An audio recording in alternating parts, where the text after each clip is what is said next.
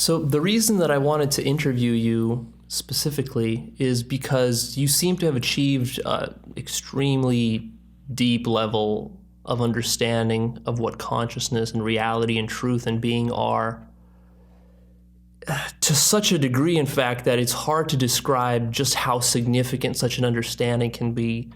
So how can we describe this to someone who's new to this, who hasn't really studied this much or hasn't even done much meditative or contemplative work? How do we describe just the significance of what this work entails?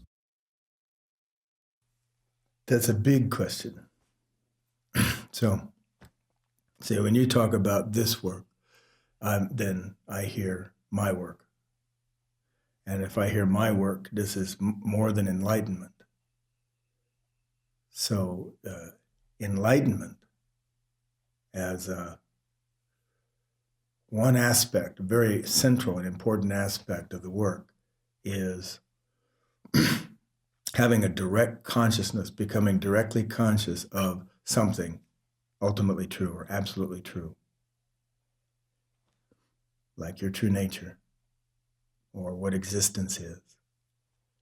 But the work is more than that. It's also grasping, using enlightenment as the kind of foundation or the base. It's grasping, what is mind? What is language? What is being a self? What is thinking? What is communication? Etc. I mean, just all down the board. What is anything? Just put what is in front of it, and you got basically the foundation for the studies. Now, the thing that probably people won't grasp right away is that there's a possibility of actually you personally becoming directly conscious of these things.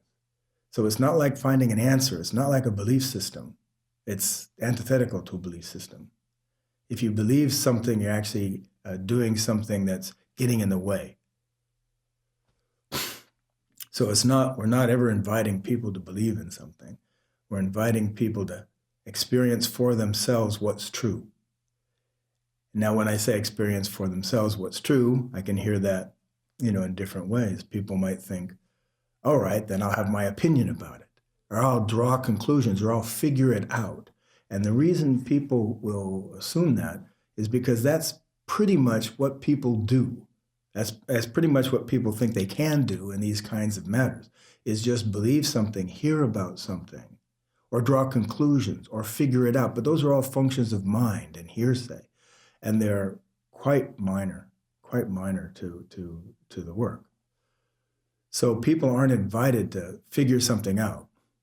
Sure, of course, we will do that. People will do that. They'll figure things out, they'll conclude, they'll believe, they'll have opinions.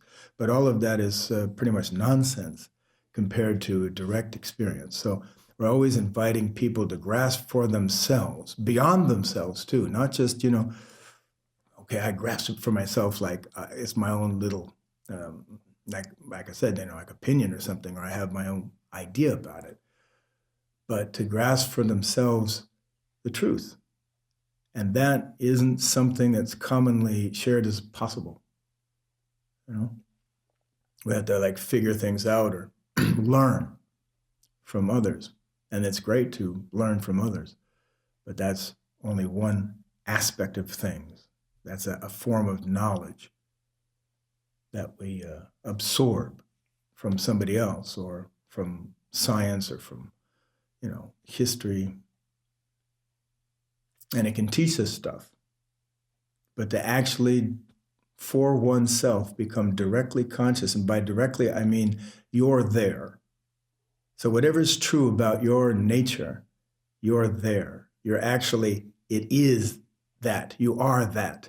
You become conscious of that, the absolute nature of you, or the absolute nature of existence. You become conscious of it.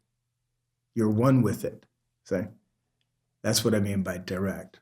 So experience can be misleading because most of the time people find experience in perception, or, what we call experiences, emotions, things like that happening in the mind or perceiving something. And this is not what enlightenment is.